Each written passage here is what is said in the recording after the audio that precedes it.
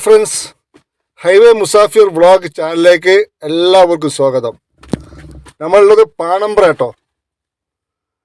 പാണമ്പ്ര മുതൽ മേലച്ചാളാരി, അതേമാതിരി ചാളാരി, പടിക്കൽ, വെളിമുക്ക്, തലപ്പാറ വരെയുള്ള ഭാഗങ്ങളാട്ടോ ഇന്ന് കാണാൻ പോകുന്നത്.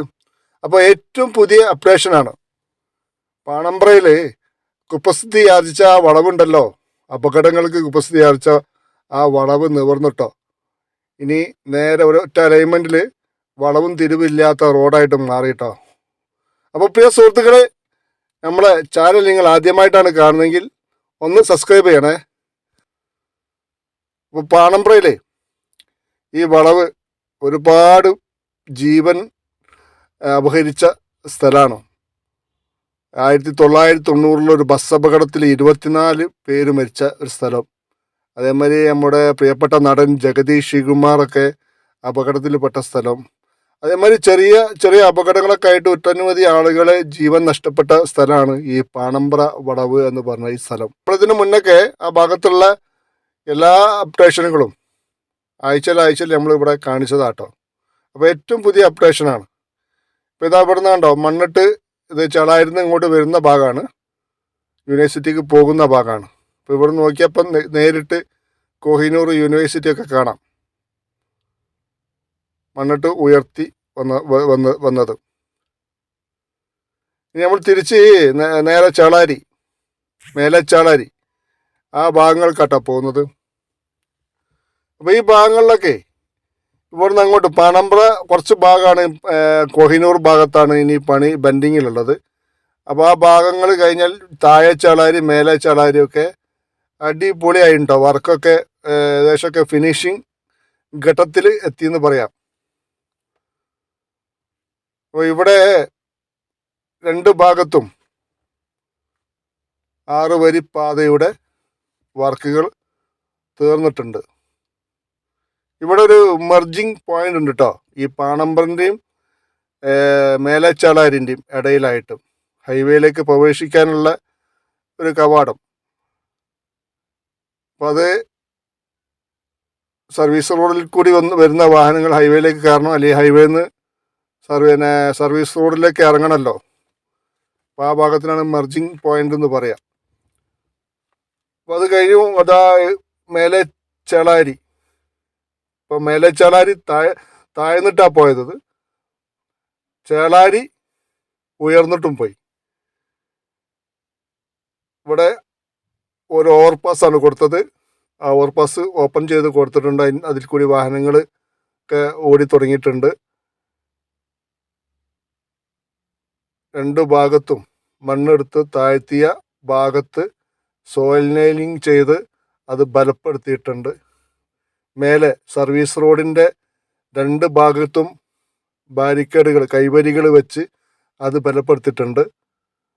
സെൻറ്ററിൽ 6 വരി പാതയുടെ സെൻറ്ററിൽ ഡിവൈഡറുകൾ വെച്ചിട്ട് തിരിച്ചിട്ടുണ്ട്.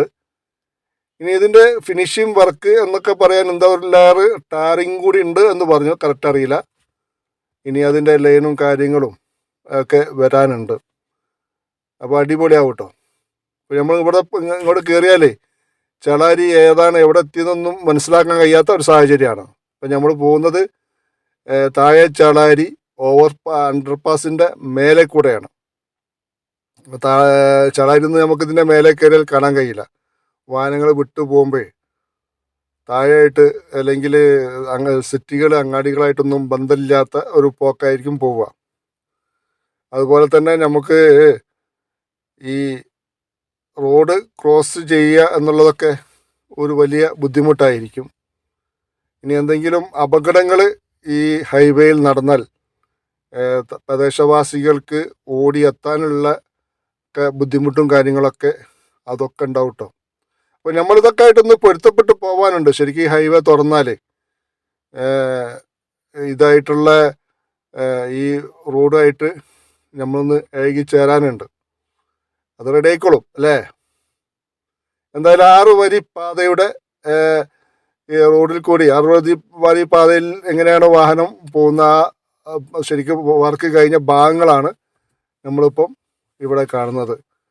നമ്മൾ പോകുന്നത് പടിക്കൽ ഭാഗത്തേക്കാണ്. പഠിക്കലും കുറച്ച് ഭാഗം ഒരു 500 മീറ്ററിൻ്റെ അകത്ത് ഈ ചാലാരിൻ്റെയും പഠിക്കലിൻ്റെ ഇടയിൽ വർക്ക് തീരാനുണ്ട്.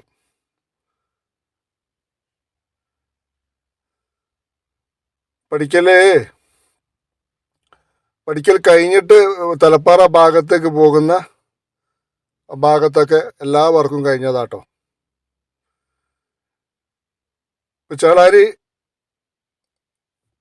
സർവീസ് റോഡിൽ കൂടിയാണ് നമ്മൾ പോകുന്നത്. മേലെ ചേളാരി കയറി സർവീസ് റോഡിലേക്ക് നമ്മൾ ആ റോഡിൽ കൂടി ഒന്ന് പോയതാട്ടോ. ഹൈവേയിൽ പിന്നെ പുതിയ 6 വരിപ്പാതയിൽ കൂടെ ഒന്ന് വിട്ടു പോയതാണ്. ഏകദേശം പഠിക്കലെത്തുന്നതിൻ്റെ അവിടെ ഇതുവരെ റോഡ് ബ്ലോക്ക് ചെയ്താണ്. നമ്മൾ തിരിച്ചു വന്ന് രണ്ടാമത് സർവീസ് റോഡിൽ കയറി ചേളാരി ഭാഗത്ത് കൂടെ നമ്മൾ ഇപ്പോൾ മുന്നോട്ട് പഠിക്കൽ ഭാഗത്തേക്കാണ് പോകുന്നത്. അപ്പോൾ ഈ ചേളാരി ഈ ഭാഗത്ത് ഈ ലെഫ്റ്റ് സൈഡിൽ ഒരുപാട് സ്ഥലം ഗ്യാപ്പ് കാണുന്നുണ്ട് കേട്ടോ.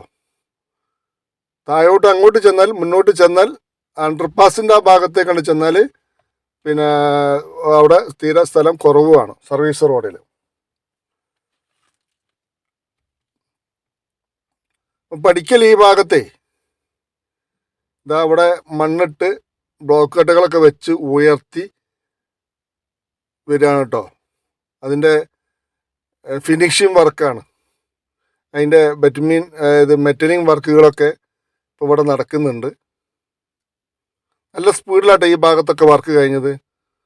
നമ്മൾ ഒരു മാസം 1.5 മാസം മുന്നേ ശരിക്കും ഒരു പണി തുടങ്ങിയിട്ടുള്ളൂ. നല്ല ഹൈറ്റിലാട്ടോ ഈ ഭാഗത്ത് ഈ പഠിക്കലിൻ്റെയും ഈ ചേളാരിൻ്റെ ഇടയിൽ ഉയർത്തി കൊണ്ടുവന്നത്. കാരണം പഠിക്കൽ അണ്ടർപാസിൻ്റെ ആ ലെവലിലേക്ക് ആണ് ഉയർത്തി കൊണ്ടുവരണമെങ്കിൽ ഈ ഭാഗത്ത് പഠിക്കലെത്തുന്നതിന് മുന്നേ താഴ്ന്ന സ്ഥലമായിരുന്നല്ലോ, അത് ഉയർത്തി കൊണ്ടുവരാൻ നല്ല സമയം എടുത്തിട്ടുണ്ട്. അതേമാതിരി ആ ചേളാരിലേക്ക് പോകുന്ന ആ ഭാഗം, പഠിക്കുന്ന ചേളാരിലേക്ക് പോകുന്ന ആ ഭാഗത്ത് നല്ല താഴ്ചയുള്ള സ്ഥലമായിരുന്നു. അവിടെയൊക്കെ കെട്ടിപ്പൊക്കി അവിടെ നിന്നാണ് ഇത് ഉയർത്തി കൊണ്ടുവരുന്നത്. ബോക്കട്ടുകളൊക്കെ വെച്ച് ഉയർത്തി കൊണ്ടുവരുന്നു കേട്ടോ.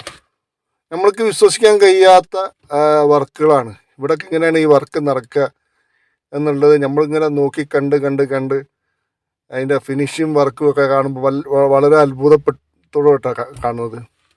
അപ്പോൾ നമ്മളിത് പഠിക്കൽ കഴിഞ്ഞു. ഇപ്പോൾ പുതിയ ഹൈവേ 6 വരി പാതയിൽ കൂടെ നമ്മൾ പോകുന്നത്. റൈറ്റ് സൈഡിൽ, അതായത് തലപ്പാറന്ന് ചേളാരിലേക്ക് പോകുന്ന ഭാഗം ഇവിടെ 6 വരി പാത വാഹനങ്ങൾക്കായിട്ട് തുറന്നു കൊടുത്തിട്ടുണ്ട് കേട്ടോ. അതിൽ കൂടിയാണ് വാഹനങ്ങൾ ഇപ്പം കടന്നു പോകുന്നതും. അതിൻ്റെ ഒരു കാരണം സർവീസ് റോഡ്, അവിടെ ആ സർവീസ് റോഡിൻ്റെ ഒരു ഫിനിഷിംഗ് വർക്കുകളൊക്കെ നടക്കാൻ വേണ്ടിയിട്ട് അവിടെ സർവീസ് റോഡ് ബ്ലോക്ക് ചെയ്തിട്ട് ഇപ്പം ഈ 6 വരി പാതയിൽ കൂടിയാണ് വാഹനങ്ങൾ പോകുന്നത്. ഇതാണ് വെളിമുക്ക് അണ്ടർപാസ്, ഓവർപാസ്. ആ ഓവർപാസ് ഈ ഭാഗത്തൊക്കെ എല്ലാ വർക്കും കഴിഞ്ഞിട്ടോ. നല്ല താഴ്ചയിലാണ്. ഇവിടെയൊക്കെ മണ്ണെടുത്ത് താഴ്ത്തി അതിൻ്റെ സൈഡിലൊക്കെ സോയിൽ നെയിലിങ് ചെയ്തൊക്കെ ബലപ്പെടുത്തി റോഡിൻ്റെ സെൻറ്ററിൽ ആ ഡിവൈഡറും കാര്യങ്ങളൊക്കെ വെച്ചു. അതൊക്കെ നല്ല സെറ്റ് ചെയ്തിട്ടോ അവർ.